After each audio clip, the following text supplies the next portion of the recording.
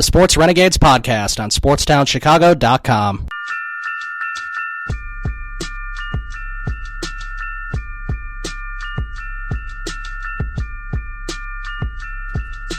Welcome back to the Sports Renegades here on SportsTownChicago.com. I'm Ryan Stuprich. And I'm Ryan Risky.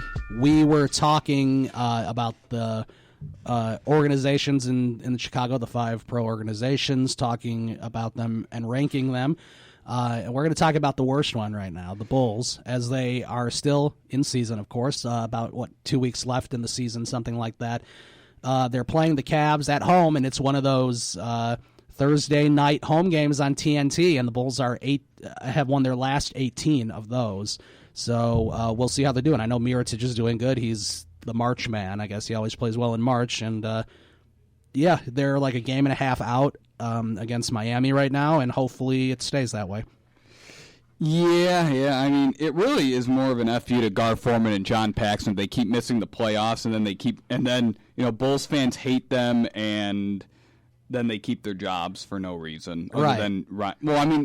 Paxson I can totally see. He won 3 titles, so he's got the Reinsdorf lifetime pass. Yeah.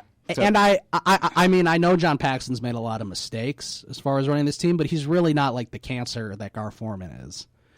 Yeah, and he's bad, but he's not that Gar bad. Forman's personal choice for head coach Fred Hoiberg was ranked as the worst coach in the NBA. Unbelievable. By ESPN. He's behind Brooklyn.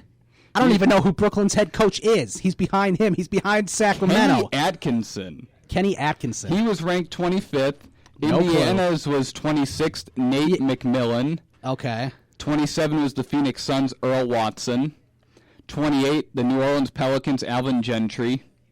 29. He's not a bad coach. 29, the New York Knicks, Jeff Hornacek. He is a bad coach. And number 30, Fred Hoiberg. Number 30, Fred Hoiberg. I think a lot of that, because I think when you think about it, I guess it's kind of true, the way that the season's played out. I mean, he definitely has like the best roster that is not in the playoffs, especially in the East when you look at it, because the Bulls are right there with Detroit and Charlotte for not making the playoffs, and the Bulls clearly have a better roster than Detroit and Charlotte.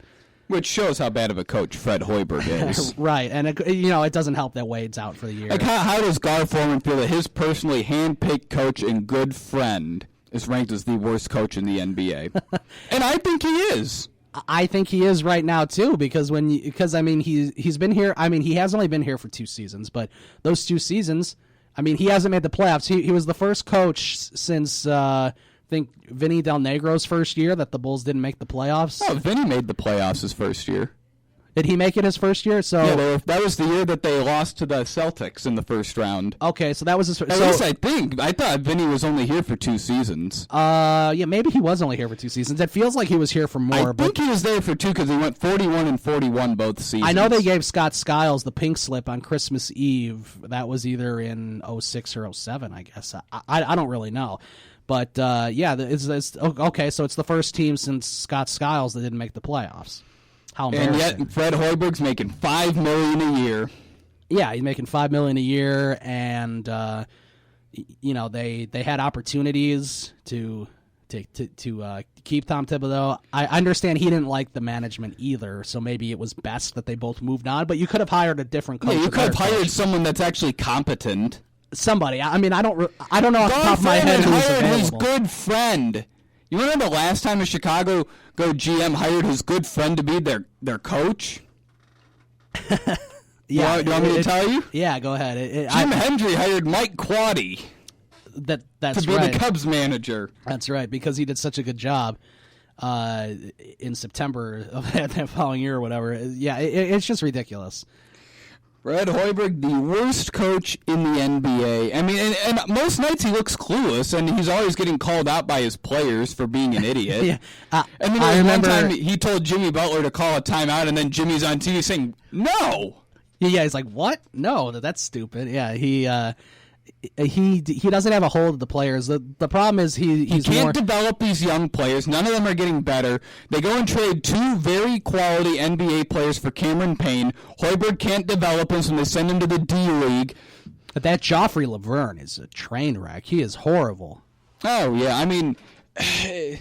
I mean, he can't develop these guys, and then Gar and Paxton go, we're really high on Cameron Payne. We wanted to draft him the year that he was drafted. And then Cameron Payne played at Murray State. I don't think any stars at Murray I don't see any stars at Murray State, middle of nowhere, Tennessee. I don't see anybody coming, turning into an NBA star from Murray State. Yeah, and then they're like, and then they said that he'll get the opportunity to play a lot of minutes, and then Fred Hoiberg benches him. Right. He doesn't play any of these young guys because he can't develop them, and he can't figure out why they're not getting developed. It's because he doesn't know how to. And it seems that what they like to do when they draft now, at least what they've done the last few years, is they're finding these good 4-year seniors like Denzel Valentine from Michigan State. Was he really a 4-year player? I believe he was. And Bobby Portis on Arkansas, sort of these fiery, good 4-year players. Most of the time, 4-year players in college, they're not going to turn out to be great NBA players. They're not going to turn out to be, stars or maybe even starters. I mean, that's why there's all these players that leave after 1 year, leave after 2 years. When you get players like that, they're not going to be big difference makers. Right. And usually. I remember in the Gar's interview with David Kaplan, he asked him, why isn't Fred developing these guys? And you know what he said? What? He's done an amazing job developing guys like Paul Zipser.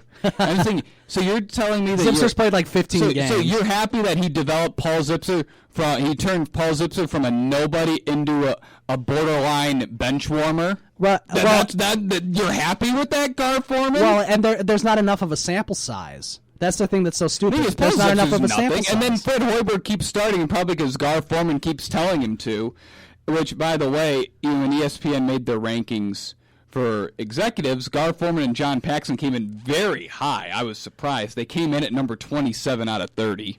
Well, that makes almost more sense, though, than the coaching thing, because there are some bad executives in the NBA, and the Bulls are right there with them, of course. But, yeah, there's some bad executives. I don't know. I just don't understand. When Gar Foreman says something like, he developed Paul Zipser, look at how good Paul Zipser's doing. Yeah, okay, he's doing good right now, just like Mirotic is good every March. Like, that's about it. Well, no, yeah.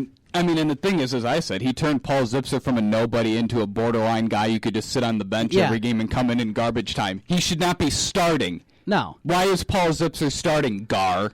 Why is Paul Zipser taking away minutes from guys like Bobby Portis, Denzel Valentine, and Cameron Payne? Right, you could at least play those players a little more. Why are those guys not playing over Paul Zipser? Paul Zipser's a nobody. He's not going to turn into anything. I don't think. Well, frankly, none of these players are going to turn into anything special. Well, as long as Fred Hoiberg's the coach. I mean, Denzel Valentine could be a good player. Yeah, I think Valentine could. I think Bobby Portis could be an okay role player, but it's just different. I heard on the radio today that there was a report from, I think, TheRinger.com, and they said that a source told them that Jimmy Butler is, quote, as good as gone after the season. Would that surprise you at all? It does, because if he's as good as gone, why wasn't he traded at the trade deadline? Right. Exactly. Now, I don't know if they were talking to a lot of teams in the trade deadline, seeing if they could get anything for Jimmy Butler. I remember, I think it was last year, there was talks they were going to trade Jimmy Butler to Boston. I feel like Boston was the only team they actually had discussions with, and they were only going to do it if they could get that Brooklyn pick, which I don't think, it doesn't sound like the Red Sox are giving up that pick. So I don't know what the deal was this year, but Gar Foreman, they were probably valuing him like he was the next Michael Jordan. Yeah, which is not the case. Yeah. I mean, Jimmy Butler, we know he's a good player, but geez. And I mean, they wanted a first-round pick for Mirotic. Yeah. You're not going to get that. No, not now. Well, a first maybe round, you could do that in the month of March or something. And they wanted a first-round pick for McDermott. You're not going to get that. And this is the same guy that traded 5 draft picks, which includes 2 first-rounders, to get McDermott. Right. And then you trade a second-rounder to get rid of him. I believe there's a really good player on the Trailblazers right now, last name of Nurkic or something. Is that the guy they got from Denver? I think so. And I think, that was a player that the Bulls could have had if they didn't do the whole Doug McDermott thing. Oh, yeah. Which, you can go back. They could have had LaMarcus Aldridge. They could have had Draymond Green. They could have had everything. Tom Thibodeau's pleading with him, please take Draymond Green, and they take Teague instead. It just makes no sense. Yeah, they wanted Marcus Teague over Draymond Green. That sounds like Bulls management. I mean, Draymond Green's a great player, and I mean, he gets into trouble a little bit. He keeps kicking people. Yusuf Nurkic is the guy you're talking about, and he's doing really well. I believe Nurkic is the guy. He's become like a fan favorite in Portland. That's why I know, because he always plays well, like in front of the home crowd, I guess, and he's like a fiery player. I guess while we have time before we get up on out of here, we should also talk about the Final Four just real quick, just to preview it. The Final Four games are this Saturday, and then the championship game is on Monday. So it's going to be a fun sports weekend because Saturday you got the Final Four, Sunday you got the Cubs opening night, and then Monday you got the NCAA Championship game. And 3 out of the 4 teams in the Final Four, it is their first Final Four appearance ever. See, that's kind of cool, though, because then it's like, oh, hey, hopefully one of those teams will get their first tournament win. Well, there will be one that gets to the championship. Well, that's what I meant, their first NCAA championship. Right. Gonzaga, this is, if you can believe it, it's their first time in the Final Four.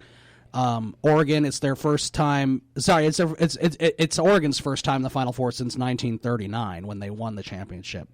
And South Carolina, it's their first time in the Final Four as well.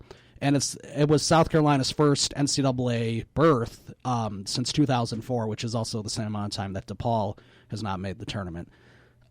So, yeah, it's very interesting. It's going to be Gonzaga against South Carolina. I know a lot of people are going to be pulling for South Carolina because they like Frank Martin, and they want to see a North Carolina-South Carolina championship, but I would really like to see Gonzaga win that and win the whole thing. I think they deserve it. I like Mark Few. He's a great coach. He's been there for like 18 years. They've had some good players come through. They've had some deep tournament runs. They never made it to the Final Four, though, and they're finally going to get their chance this year, and I hope that they win the whole thing. I don't know who you want to win, but the other game is North Carolina and Oregon. I know you just said you just don't want North Carolina winning. Nope, I don't want North Carolina winning. I don't have too much against North Carolina. You know, Michael Jordan played there, so we're kind of partial to him, but they've just won a lot of championships. I don't like when teams like Duke and Kentucky and Kansas and UCLA and North Carolina, I don't like when they win constantly, and that hasn't really been the case so much so far, so that's good. But Duke won in 2015, and Kentucky won in 2012, North Carolina won in 2009, Kansas won in 2008. So it's been a little bit for those teams, which is kind of cool. And, of course, Villanova won last year. But, yeah, we'll have to see how it goes. Hopefully Gonzaga wins it all. That's who I want to win anyway. We'll find out on Monday who's the NCAA champion. The Final Four games you said are on Saturday? Final Four games on Saturday. And, yeah. I take it your bracket is busted this year? It is definitely busted. It was probably the worst that I've had. I don't know when I started really filling out brackets or really caring. It was probably in high school at some point. But, yeah, it was definitely my worst year. I only had one Elite Eight team, which was Gonzaga, and I have no Final Four teams. So I'm I take it your bracket really got busted pretty good. Last year was pretty good because I had Villanova in the championship game. The year before that was my best one ever. I think that's when Wisconsin lost in the championship game to Duke, and I picked that matchup correctly with Wisconsin and Duke. I just had Wisconsin winning it all because I like Wisconsin. But, yeah. But this year was not so good. And there's always next year. It was not good for a lot of people. Everyone kind of had a busted bracket this year by the end of it. So, no big deal. We'll get back at it next year. All right. Thank you for joining us tonight on Sports Renegades, SportsTownChicago.com. I'm Ryan Stuprich. And I'm Ryan Risky. We will talk to you next time. Have a good night.